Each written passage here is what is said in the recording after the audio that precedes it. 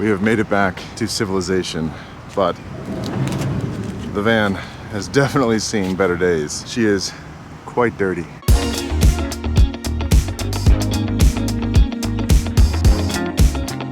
All right, so as you can tell, we have made it back to civilization. We are currently in a Walmart parking lot, stealth camping way over there in the back with a bunch of other campers. When I was here last night, there had to have been 45 different camper vans, RVs, camper vehicles, all camping in this Walmart parking lot. It's the most packed I've ever seen a Walmart with campers in my entire life. It was actually kind of crazy. But if you watched my last series where I drove all the way down the Alaskan Highway and then up the Dalton Highway, which is America's most dangerous highway, it's a 500-mile long stretch of dirt road that drives from Fairbanks, Alaska, where we currently are, all the way up to Prudhoe Bay and the oil fields on the North Arctic Ocean. And this is what the van looks like after that. It was a lot muddier when I first got off the highway. Since then it has rained and kind of washed a lot of the mud off. You can't even really read the license plate. I had to wipe off my backup camera up there because I couldn't see out of it. But most of the mud has come off, especially on the sides. The entire sides were caked all the way up to here. But driving on the paved roads when it was raining kind of washed a lot of that off. I documented the entire time while I was driving up that highway. Since my van is two-wheel drive and the entire 500 miles of that highway is all dirt, I was nervous about the drive up there, but it actually ended up not being too bad. And after I spent the night up in the oil fields, I actually decided to drive the entirety of the 11 hours back from Prudhoe Bay all the way down to Fairbanks in one day, because I was trying to miss some rain that was forecasted over the next couple days that would have made the road a absolute soupy, disgusting mess that I didn't know if I was going to make it up the steep inclines and the downgrades over the roller coaster hills, over the Adigan Pass, which is the highest mountain pass in Alaska, and it's completely made out of mud. But what actually ended up happening was that I did hit the rainstorm, and it rained almost the entirety of the drive from Prudhoe Bay back to Fairbanks. And it was one of the most terrifying drives I think I've ever had to do. When I was driving up the Adigan Pass, which again is that super high mountain pass, through the Brooks Range that you have to drive through in order to get up and down the Dalton Highway, it was probably the most stressful thing I've ever had to do driving this van. It is straight up the side of a mountain, and I took some videos on my phone that I'll overlay right here, but it's straight up the side of a mountain. It was like 2 inches of mud, and I had only two-wheel drive. And in order to make it up and around that mountain, I just turned traction control off, floored it, and just kind of drifted around all of the corners, keeping as much momentum as speed as I could all the way through up to the top, and somehow I ended up making it. But I think I lost a few years off of my life with the amount of stress I was going through driving up there. But we made it to the top and ended up following a truck all the way back down to the bottom. And then for the rest of the drive, the rest of the dirt roads were actually pretty good, even through the heavy rainstorms that I was driving through. They were kind of very solid, very compacted. The only part that was actually bad was the Adigan Pass. But yeah, it was definitely a very scary process. And the van got coated in a very thick layer of corrosive mud because of the chemicals that they use to treat that road and keep the dust down. It's been about a day and a half since I've been back. I took yesterday off and just kind of relaxed a little bit after driving 2,400 miles plus another 1,000 down a dirt road up to the Arctic Ocean. So today, the first thing we gotta do is go wash all that mud off, or at least as much as we can. And they've kind of improved since the rainstorm cleaned off my van, but when I was driving down the highway, I couldn't see out of this window. The entire mirrors were caked up. And I did end up using that entire bottle of windshield wiper fluid plus half of the second one that I bought, so I'm really glad that I brought that second one. And at the end of the day, I'm very glad that I did that drive down the Dalton Highway up to the Arctic Ocean, but I can definitely say that I will never be doing it again, at least not in this van. Maybe if I get another 4x4, I'll come up here and do it again, but I think doing that one time is enough for me. There it is. That's a car wash we're going to. And I was over in the area yesterday when I was driving around. I did some laundry at the laundromat that's in that building right next to us. And I saw one of the bays over here on the right, I guess is more so meant for trucks and stuff, because it has these little sets of stairs that you can walk up on either side. And I'm hoping I can get in that bay to use those and clean off the solar panels on the roof. All right, so the guy in front of me just left, and I think it was the owner of, I guess maybe this car wash or something, I don't know. He said the guy before me really left a mess on the floor in there, so he said he's gonna come clean it up before I pull in there. So that's really nice. Shout out to Bentley Car Wash in Fairbanks, Alaska. If you need to wash your car, come here.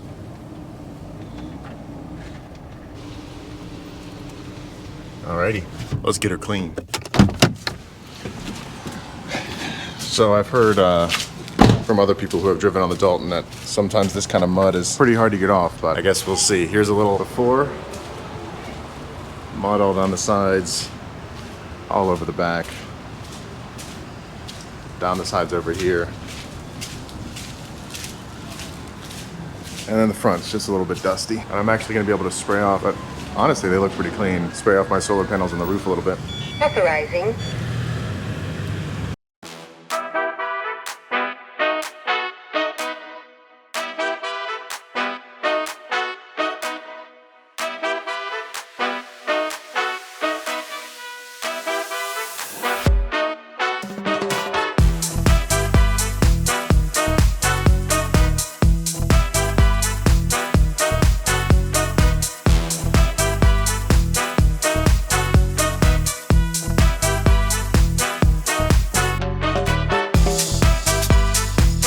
There she is.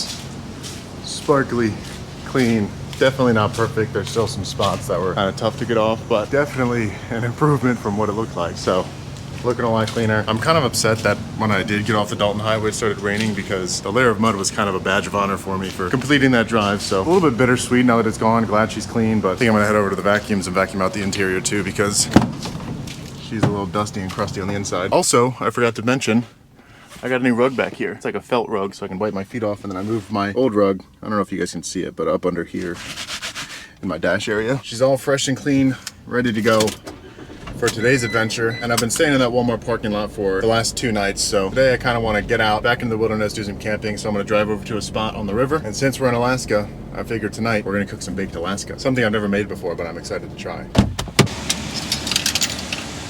Oh, they don't even work.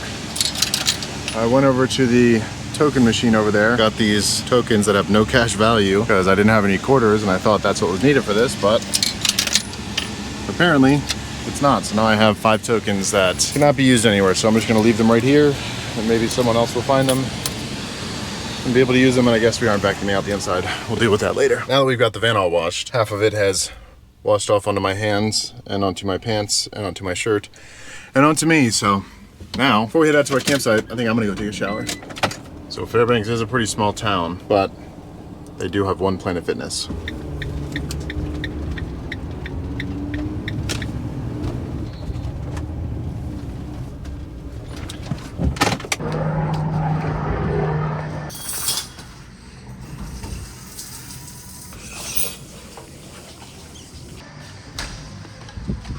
Woo! Feels good to be showered. All right. I think it's time to go find ourselves a place to go camp for the night. So I'm really hoping that this place that we're going to camp tonight is not going to have an ungodly amount of mosquitoes at it, because it has been a constant battle since I got to Alaska between wanting to be outside and not wanting to deal with the mosquitoes. So I'm hoping that this spot that I'm going to isn't overrun by them, but I got all the ingredients I needed for the baked Alaska and the dinner that I'm going to be cooking tonight the other day. So this campsite that we're headed to is about 30 minutes away, and it's supposedly right on this river at a BLM spot, so it should be pretty nice, but there is only one spot listed online, so if there is someone there, we're gonna have to find a backup, and I really don't have another option, so just kind of banking on no one being there at this point.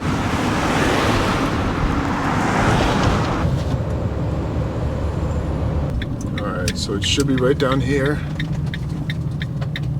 It looks like there is a truck parked there, but don't think they're camping, so we're gonna pull in right next to them. Oh, maybe that's not it, actually. There's a sign that says no camping. I think it might be farther down here. Yeah, so I think this is it right here. Potentially. Yeah, not a bad spot to camp for the night. Nice little fire pit. Table right on the river. But I do feel a slight shaking in my steering column. Probably gonna have to get that checked out. And I guess I didn't make it through the Dalton Highway as unscathed as I thought. Not too sure what could be causing it. Maybe there's a bulb on the tire somewhere from hitting a pothole, or who knows what. Could really be anything. I need these retighten these lug nuts, because I've gotten a lot of comments from people saying that you need to re-ratchet those down or get them re-ratcheted down, because Canadian Tire has a history of basically hand tightening these. So who knows what it is. It's not too serious. Doesn't sound too bad as of yet. So I think I'll be able to make it back to town and get that checked out whenever, but pretty beautiful spot here. And so far so good on the bugs and mosquitoes. Yeah. Nice little river spot. Very grassy out there in the middle. I don't know if you guys can see that. This does remind me though, I do want to get my Alaskan fishing license so that I can come out to spots like this. Maybe I'll do a catch and cook at some point while I'm here. I plan on driving down to Anchorage within the next few days, so should be able to make that happen somewhere between here and down there. And it looks like you can't even catch and cook from here. Catch and release only. And apparently this plant that I'm seeing out there is, I don't know if that's it, but there's some sort of a invasive plant that ruins fish habitats. I don't know if that's what that is or if it's something different, but such clear water. It's so crazy. Crystal clear. It's always nice to find a beautiful spot like this that's easy to pull into and nice and secluded and private. And I also got my own private bathrooms. A couple porta potties over here. Very nice. And I guess I didn't clean the van as good as I thought. Bunch of like dusty looking streaks all over it. But I am very surprised with how little bugs there are in this area. This looks like the prime spot for just absolute hordes of mosquitoes to be, but I'm not complaining. All right, so As long as the bugs stay away, I think we'll be able to cook with the door open tonight. And I think for dinner tonight, we're gonna have some lemon caper tilapia. So the other day I picked up some tilapia from the store. I planned on doing cod, but they only had like giant fillets of cod and I didn't really need that much. So instead of using cod, we're gonna do tilapia. With the side of maybe some coin potatoes. First things first, we gotta prep these potatoes. So I think I'm gonna do these potatoes a little bit differently than I normally do. Normally when I get these kind of small baby potatoes like this, I'll cut them in halves or in quarters and just pan sear them up. But today, I'm gonna take them and I'm gonna cut them into little coins. Kind of like chips, almost. And it is an absolutely beautiful day up here in Alaska. I think it's the warmest day I've had since I've been here. And the first time I've been able to cook with my door open since I've been here because the mosquitoes have been so bad. All right. I think that should be enough. So I think we're gonna cook up these potatoes first before we start working on the fish. Hopefully get these nice and golden brown. So we'll heat up some oil in the pan, get that nice and hot. While we wait for that, we'll season up these potatoes. So we'll hit them with a little salt, fresh cracked pepper, and then some chopped up rosemary for the initial seasonings. There's gonna be a little bit more seasonings added to these after we fry them up. We'll get those nice and mixed up, coated evenly. There we go, nice and seasoned. All right, so now that we've got that oil nice and hot, throw these in there. And the secret is to let each one of these be face down in the pan, separated out. We're definitely gonna have to do this in a couple batches, but the secret is to leave these and let them cook for 5 minutes undisturbed, and they'll get a nice crispy brown on the bottom. So that's what we're looking for. And then once we get that crispy brown on this side, we'll flip that, repeat the process, and then do that with the second batch. All right, it has been about 5 minutes. Let's give these their first flip. Oh, that's beautiful. And that's exactly what you're looking for. Nice crispy brown. Not too much. I think I might have to heat up a little too high on these. But flip these over and I'll repeat that process with all these potatoes. All right, there we go. We've got all of our crispy little potato chips. So now we'll throw these back in the pan. Hit them with a little garlic powder and paprika. Toss those around, get them all nice and coated. Then I'll let those cook for another like 2 minutes in those additional spices and they will be done. Step one of dinner complete. Potatoes are done. They actually look so good. I think I might cook my potatoes this way from now on. Now we're on to the fish. And we're gonna keep it pretty simple. Use the same pan, not even gonna clean it out. Let's throw some oil down in there, let that get nice and hot. And again, while we wait for that, we'll get this fish all seasoned up. And we're gonna keep this one pretty simple as well. Just hit it with salt and some cracked black pepper on both sides. And then, now that our oil is nice and hot, take this,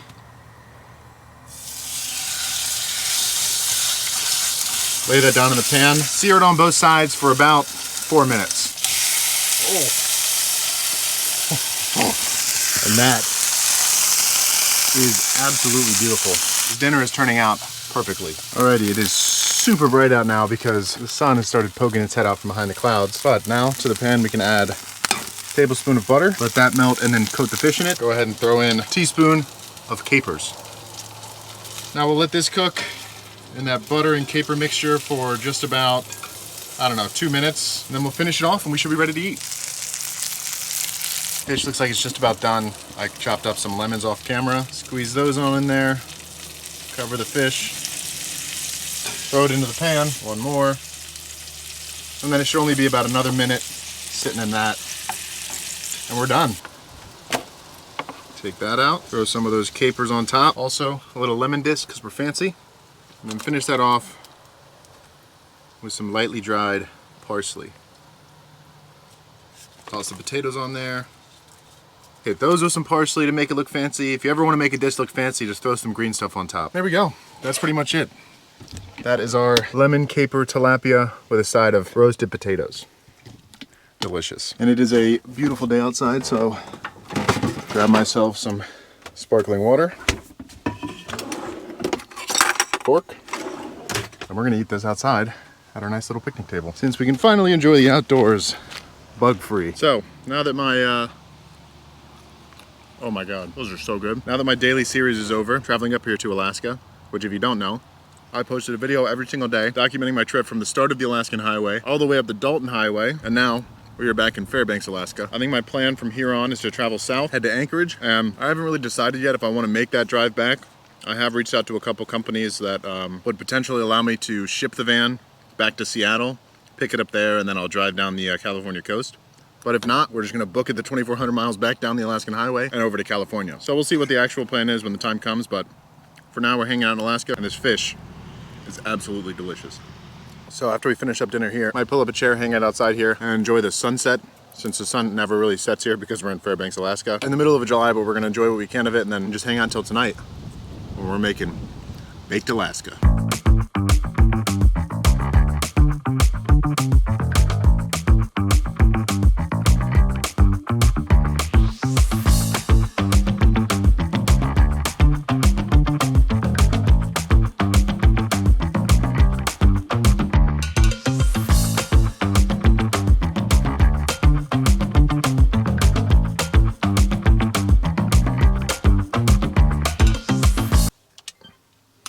Done playing Rocket League, lost 1-1-2. Still got a few placement matches left, but it's been about 2 hours. You wouldn't be able to tell by looking at the sun because it has essentially moved horizontal in the sky because we're so far north. It is currently 8 p.m. and it's still that bright out. I think now it is time to attempt to cook Baked Alaska. In order to make Baked Alaska, you need a few things. You need some vanilla cake, and for that, we're using these little dessert pound cake things because they're the perfect size.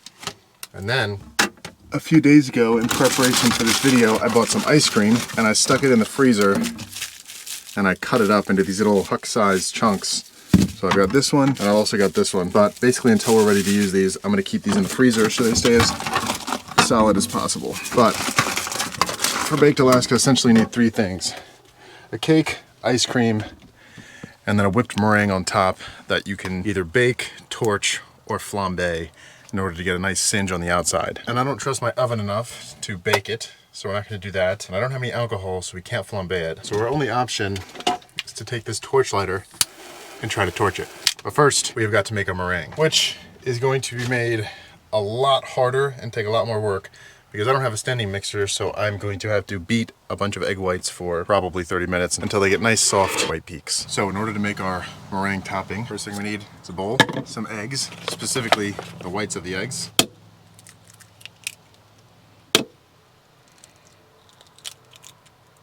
Like so. Got our egg whites.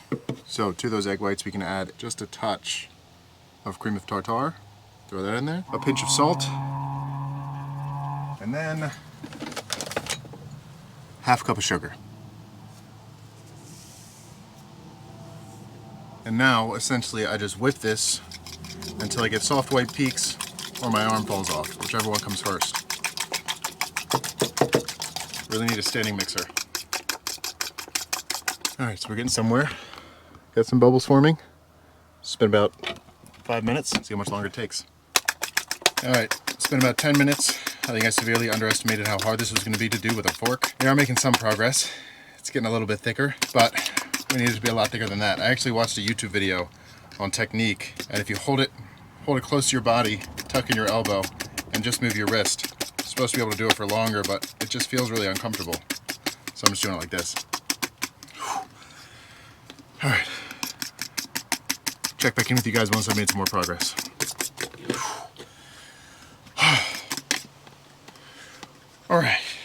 All right, so we're about 15 minutes in, starting to make some progress. It's getting a lot thicker, but my arm feels like it's going to fall off. I've kind of gotten into a rhythm here though. I feel like I could do this for hours, which it's kind of seeming like I might need to. But we're getting somewhere.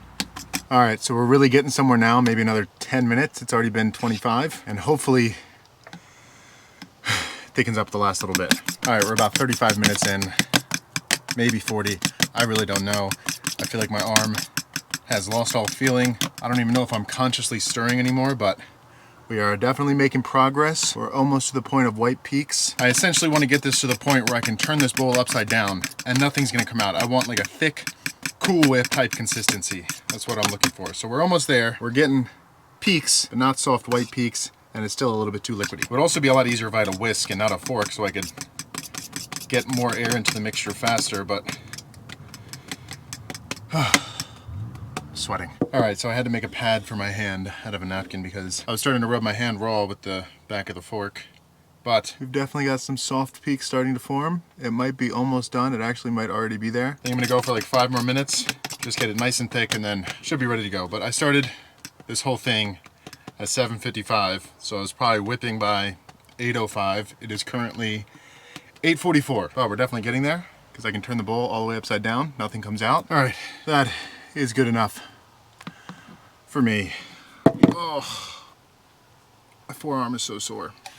We made meringue by hand. I don't think I'm gonna use all of this for my baked Alaska, but I think that's how you make those like baked air puffed little cookie things. So I might try to make a few of those little meringues. I think they're called meringues actually. They're one of my favorite things to eat, so I might use the excess of this, throw some in the oven, see if they turn into little cookies. Time to move on to the next step. So now we just have to build the baked Alaska itself. And I had to close the door because in my haste of whipping up meringue for an hour, I let in a bunch of mosquitoes because I guess they came out. But baked Alaska. A little bit of cake starts it off on the bottom. And we will take our puck of ice cream that we've had freezing for a couple days. Get it out of the mold. It doesn't have to be pretty. Place that on there. Now we gotta move quickly before the ice cream melts, but we're basically gonna take this meringue, spread it all over. And typically you can make some sort of design if you want, like some sort of fancy design out of the meringue to make it look cool, but we're just gonna spread it on there, make sure we get nice, good coverage all over, add a little bit of texture all over. There we go. That is the base of our baked Alaska. Now, there's one final step, and this is the step that I'm most excited for. Take the lighter, and we're gonna give the edges of this a nice singe. Ooh, it smells like marshmallows. And there's typically a couple ways you can do this. You can either throw it in the oven and bake it, or you can flambe it, which means cover it in alcohol and then light it on fire. But I think this is the easiest way to make it look the prettiest. Look at that. That is so cool. I think this is the coolest thing I've made so far in the van. There we go. That is a beautiful van life baked Alaska. Now let's eat it. All right. Here we go. There we go. That's your cross section. Baked Alaska in a van. Cheers. Woo! Oh, that's good. That is really good. Delicious. And honestly, this recipe is really easy. It's just, it was made a little bit more difficult by me because I had to hand beat my egg whites. But overall, I mean, really good. Definitely a good dessert, and that's something I don't do enough on this channel is cook desserts and stuff like that, so it was cool to be able to find a way to work something like that into a video. And also, while I was cooking, I realized that I ran out of water, so I have no water left in my water tank, which is why I'm rinsing my hand off with a water bottle. I think this might be our last night in Fairbanks. I might stay here one more night after this, and then we are heading south. And we're gonna be heading from here to Denali National Park, and then from there southward down to Anchorage, where we're gonna figure out what we're doing with the van. I think that is going to be it for this video. Another day of camping in the back of my van, somewhere in Alaska, cooking some food. And so far this state has really lived up to everything I thought it would be. I've wanted to come here for so long. It feels so great to finally actually be here, and to be here traveling around experiencing it while living in the back of my van. But I think that's gonna be it for this video. Probably just gonna hang out, play some Xbox, and then get out of here early tomorrow morning. And it is already kind of late. It is 9:30. So as always, I truly appreciate you guys watching. If you haven't already, think about clicking that subscribe button. It really does help out the channel. And I will catch you guys next time.